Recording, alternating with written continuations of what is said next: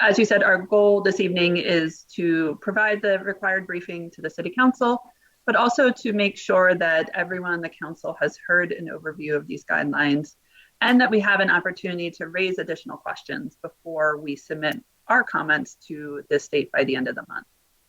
We'll continue to update the council as we receive new information and present additional analyses to ZAP as we move forward as well.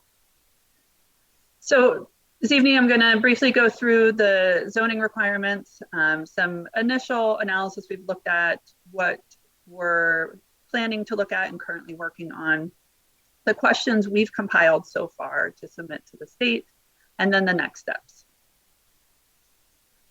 So there are really two aspects here. There's the statute that was passed January 2021, and then there's the recent draft guidelines that were issued by the Department of Housing and Community Development last December. And that's what the public comment period is focused on right now, those draft guidelines. So to just quickly show where we are in this timeline, the comment period ends the end of this month. Anyone can submit comments. We're planning to compile comments and submit them. We also have to submit a community information form by May 2nd. And as part of this, we have to check off that we did hold a briefing with the City Council.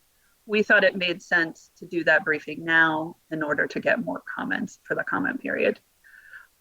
We're expecting finalized guidelines this summer sometime from the state, and we have until the end of the year to put together an action plan for how we could come into compliance. And then we have until the end of next year to pass zoning. And as long as we hit each of these sort of milestones along the way, we remain in compliance and eligible for state funding. So there's two main aspects here, the statute and the guidelines. This is the statute, and it was had some basic information that MBTA communities needed to have at least one zoning district of a reasonable size that allowed for multifamily housing by right. It defined multifamily as 3 or more units on the lot. It gave a requirement that the district overall meet a minimum density of 15 units per acre, be within a half mile of defined transit stations, and that it be suitable for families with children. Now, it didn't go much further beyond this. So some of these things were still left a little undefined and a little vague, in particular, the reasonable size for the district. So the HCD was required to produce guidelines, which they did in December. And these go into quite a bit more detail on these requirements and define some of these terms that were not defined in the statute. So here are some of the main points. One of them is that reasonable size. And in the draft guidelines, this has been defined as both a minimum land area and a minimum unit capacity. So the district must be at least 50 acres, and it could be one district of 50 contiguous acres, or you can break it up into an overlay district with multiple areas, as long as they're all of a certain size, at least 5 acres and at least one larger area, 25 acres. Now, one of the things that the guidelines have further clarified is that location, and the guidelines state that up to half of the district can be outside the half mile from transit. In addition to the land area, it also set a unit capacity that's based on a percentage of the community's housing units and the level of transit service in the community. So here are the MBTA communities and how the transit service is classified. Now, Newton is a subway or light rail community because of the Green Line, and therefore the unit capacity is set at 25% of our total housing units. So this comes out to 8,330 units. Now, this unit capacity is just the number of units that could be built by number of multifamily units that could be built by right within the zoning district. To clarify, this isn't a housing mandate. This isn't saying Newton has to construct 8,000 units. This has no relation to what has already been built or approved or might get built or approved in the future. It's purely just what the zoning would allow to be built by right. So a little bit more on the possible location for these districts. So as I said, within a half mile, at least half of the district needs to be within a half mile of transit. Newton has 11 transit stations as defined by these requirements.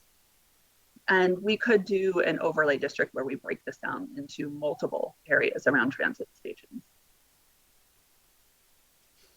One of the other requirements is this minimum gross density.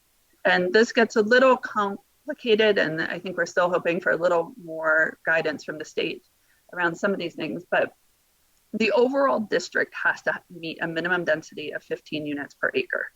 So on average across the whole district. Now that density calculation also includes land that isn't developable, such as public rights of way. So because of that, the actual developable parcels would need to have a higher density in order to account for those areas that can't be developed. So that is going to vary based on where you draw these lines and where the districts are. So much more analysis is needed here. But for example, if a quarter of your district, say a 50-acre district, was public rights of way or other areas that couldn't be developed, to account for that, your parcels would need to allow, on average, a density of 20 units per acre to meet the district-wide density. Again, much more to come on this. Just want to make sure everyone understands the basics. For comparison, our current zoning allows within our business districts where we allow for multifamily buildings, a density of about 36 units per acre. Again, that's by special permit. And in the mixed use 4, which is where we've seen recent multifamily development, it allows for 43.5 units per acre, and city council can waive that and allow more density, which we have seen on some recent projects. So in clarifying what it means to be suitable for families, the guidelines state that we cannot place any age restrictions or size restrictions on the units. So no restrictions on the size of units, number of bedrooms, size of bedrooms, etc. And the housing has to be allowed by right. However, we can still require site plan review and site plan approval as long as we stay within certain parameters of what's being reviewed, and that it can't be used to deny a project or to impose conditions that would make that project infeasible. And the penalty for non-compliance is that you would not be eligible for state funds from the Housing Choice Initiative, the Local Capital Projects Fund, MassWorks Infrastructure Program. And it states that DHCD may take non-compliance into consideration when making other discretionary grant awards.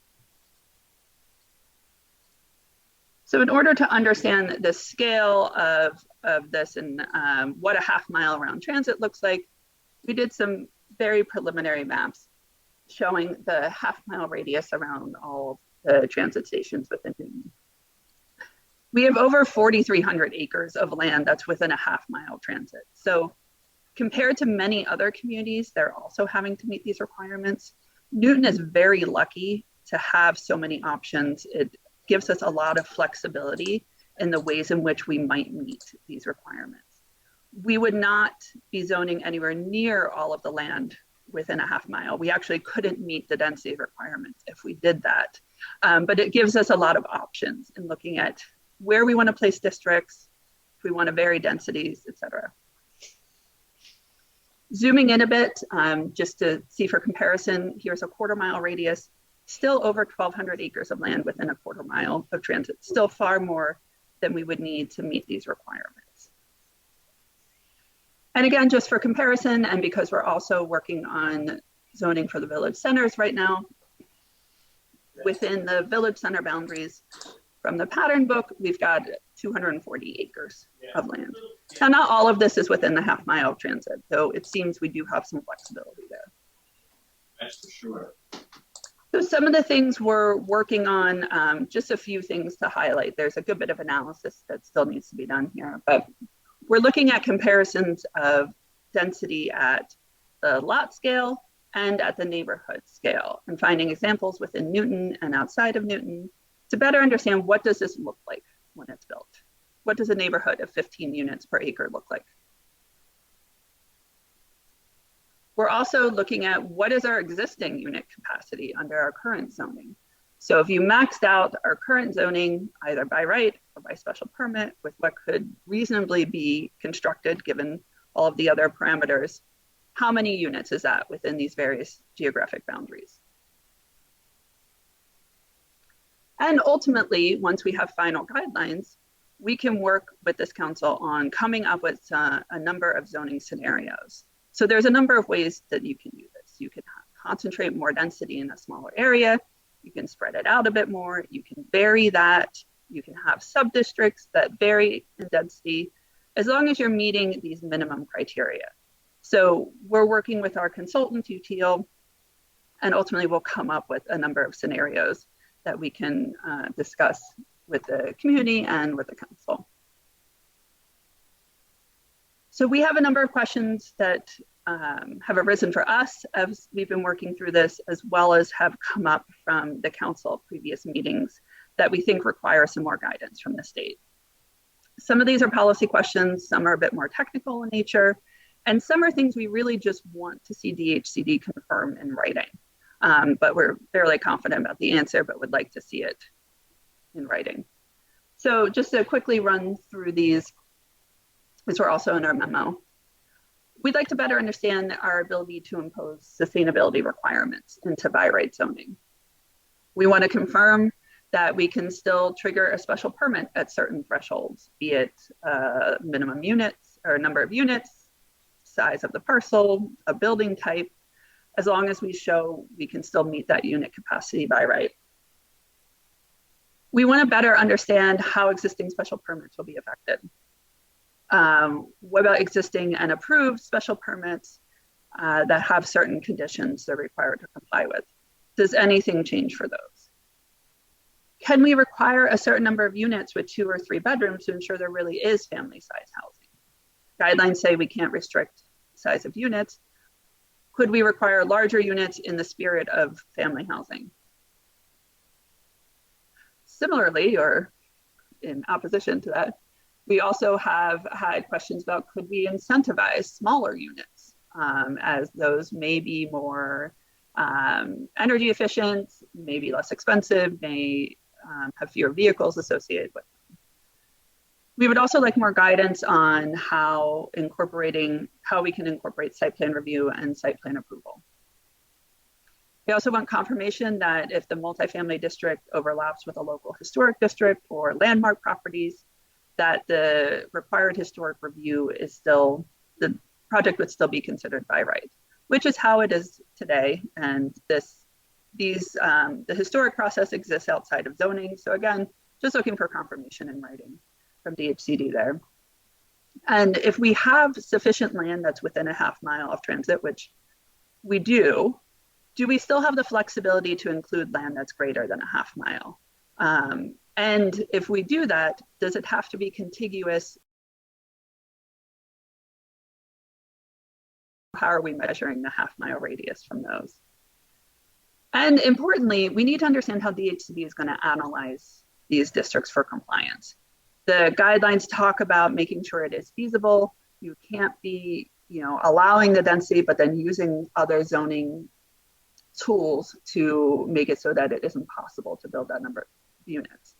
So we do need to be able to demonstrate that you could build this number of units and you won't be further restricted by FAR, height, parking setbacks, et cetera, that they won't make it impossible to meet this number. In doing so, we do need to make some assumptions. We need to make some assumptions about unit sizes. Will we get more guidance from DHCD on this? So that's what we have for questions. I'm sure we've missed some things, so that's what we're hoping to hear from the council this evening. Again, just to quickly go back through the next steps, we're at this first part here, looking to submit comments for the public comment period, and we'll be working through the rest of this over the next, through the end of next year. So please send us, we're happy to take questions tonight. We know we do have a hard stop with the council meeting. So anything we don't get to, please send to us, ideally by March 25th. We'll be transmitting comments by the end of the month. We'll be submitting the community information form, check off that we had this briefing, And then we'll continue to provide updates to the council and to ZEP. And there's, again, much more information on the state's website. They have a lot of information, the guidelines and FAQ, and we've created our own website with our recent memos and presentations and links to everything as well.